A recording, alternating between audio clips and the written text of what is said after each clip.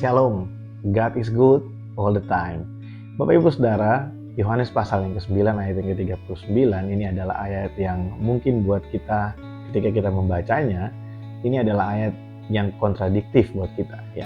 Coba kita lihat ayatnya berkata seperti ini. Kata Yesus, "Aku datang ke dalam dunia untuk menghakimi, supaya barang siapa yang tidak melihat dapat melihat, dan supaya barang siapa yang dapat melihat menjadi buta." Nah, yang pertama perlu kita garis bawahi adalah kata menghakimi. Kata menghakimi di sini bukan berarti bahwa Yesus datang untuk menghukum atau menyatakan penghukuman. Tapi kata menghakimi di sini menjelaskan bahwa Yesus datang untuk memberikan satu kejelasan tentang status seseorang. Apakah dia ini buta atau dia ini dapat melihat, atau dalam bahasa yang sederhana. Kata menghakimi di sini memberikan kita pengertian bahwa Yesus datang untuk menunjukkan mana yang benar dan mana yang salah. Karena dialah hakim itu, dialah yang tahu kebenaran, dialah sang kebenaran itu. Nah, Yesus berkata di sini, "Aku datang untuk menyatakan kepada dunia, supaya setiap orang yang melihat menjadi buta dan orang yang buta dapat melihat."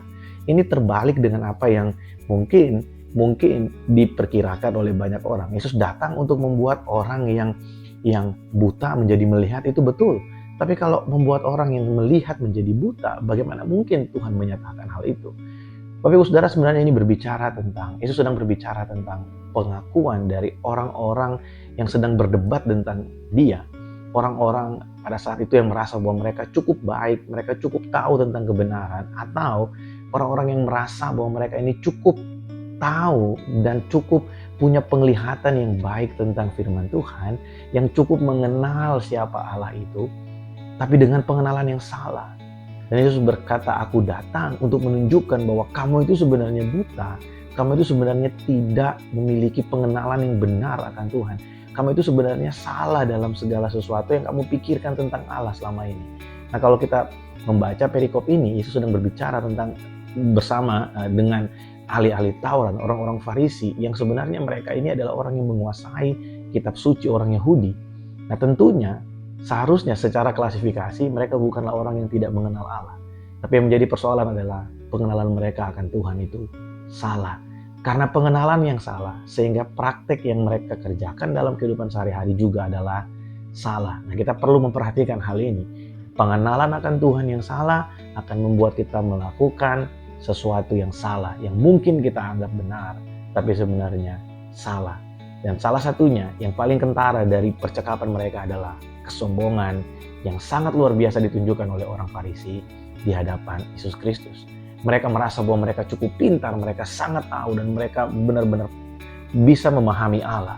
Sedangkan Yesus berkata kepada mereka, "Justru karena kamu merasa kamu ini sudah mampu melihat dengan jelas, aku akan membuktikan, aku akan menyatakan kepada kamu bahwa kamu ini adalah buta, atau kamu tidak mampu melihat Allah. Kamu tidak mengenal siapa yang kamu sembah."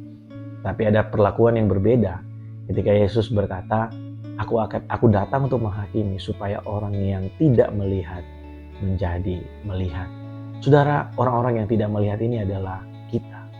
Kita ini adalah orang-orang yang tidak mampu mengenal Allah dengan kemampuan kita sendiri.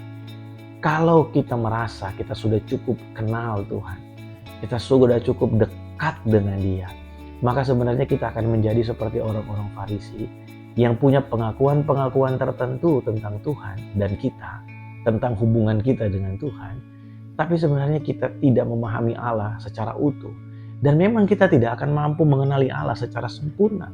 Kita tidak akan mampu melihat Dia dengan sangat jelas, dengan begitu jelas. Mengapa? Karena Allah itu sangat besar. Allah itu pribadi yang sangat luar biasa, hebat, dahsyat, besar, dan mulia, yang tidak mungkin dapat kita pahami dengan kepala kita, otak kita yang mungkin hanya sebesar telapak tangan. Ya, genggaman tangan ini, kita tidak akan mampu memahami Allah. Justru ketika kita mengakui ketidakmampuan kita, ketika kita mengakui keterbatasan kita dalam mengenal Allah, dalam memahami Dia, ketika kita punya kerendahan hati untuk kita berkata, "Tuhan, aku tidak mampu tanpa Engkau, aku tidak bisa tanpa Engkau," maka Allah yang adalah hakim itu, Dia akan menunjukkan kepada kita jalan yang harus kita tempuh. kemana harus kita melangkah, apa yang harus kita lakukan. Saudara, seringkali kita salah langkah karena kita terlalu percaya diri. Kita merasa kita mampu, kita merasa kita bisa, kita merasa kita sudah cukup melihat Allah. Sepintar apapun kita, setinggi apapun ilmu yang kita punya, mungkin kita sekolah di sekolah-sekolah terbaik, mungkin kita punya pengalaman yang sangat banyak dengan segala sesuatu. Jangan semuanya itu menjadi alasan bagi kita untuk kita merasa kita mampu tanpa Tuhan. Karena Yesus datang untuk menghakimi, dan Dia akan menunjukkan orang-orang yang sebenarnya buta tapi merasa mereka melihat. Dan ada orang-orang yang selalu mengakui, menyadari bahwa tanpa Tuhan aku gak mampu. Tanpa anugerah Allah aku tidak bisa. Sekalipun aku punya segala sesuatu untuk melakukannya, tapi aku tahu bahwa tanpa Tuhan aku tidak mampu. Kekayaan, kehebatan, kepintaran tidak menjadi alasan bagi aku untuk berkata, aku ini sudah mampu untuk melihat dengan jelas. Aku tahu apa yang akan terjadi. Justru setiap orang yang diberikan Allah kesempatan untuk mengelola hikmat yang banyak, untuk punya kepandaian yang banyak, untuk punya kemampuan, power yang besar. Orang-orang seperti ini biasanya yang saya kenal, orang-orang yang sangat rendah hati. Mereka selalu berkata semua ini anugerah Allah. Saya ketemu dengan beberapa orang, saya melihat mereka luar biasa. Tanpa mereka ceritakan, saya tahu bagaimana Tuhan mempercayakan kepada mereka banyak hal. Tapi semuanya itu selalu tidak pernah menjadi alasan untuk mereka mampu berkata, saya bisa tanpa Tuhan. Justru semua itu membuat mereka menjadi tambah berhati-hati karena mereka tahu Tuhan, tanpa Engkau aku gak mampu kelola semua ini.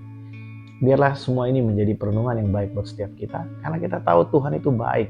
Dia tidak pernah memberi lebih dari yang mampu untuk kita pikul. Dia tidak pernah memberi lebih dari yang mampu untuk kita kelola, termasuk kekayaan, termasuk kepandaian, dan termasuk segala sesuatu yang baik yang kita punya. Dia tidak mungkin memberi lebih dari yang mampu untuk kita kelola. Jadi kalau kita memahami, kita percaya akan hal itu, apapun yang saudara hadapi hari ini, apapun yang sedang saudara gumuli hari ini, saudara mari tetap bersemangat, tetap bergairah dengan Tuhan. Dan jangan lupa, mari akui setiap hari, Tuhan aku tidak mampu tanpa Engkau. Aku tahu bahwa Engkau baik. God is good all the time. Tuhan itu baik buat aku setiap waktu. Bahkan di keadaan-keadaan yang mungkin aku rasa sepertinya Tuhan kok tidak berbuat apa-apa. Di dalam keadaan seperti itu pun Tuhan tetap baik. Saya ingin tutup dengan satu perkataan yang saya kutip. Saya lupa saya baca tulisan ini di mana, tapi tulisan ini berkata seperti ini. Ketika kita tidak mampu melihat tangan Tuhan mengerjakan sesuatu bagi kita, percayalah pada hati Tuhan yang begitu mengasihi kita. Biarlah perenungan pagi hari ini memberkati setiap kita. God is good all the time.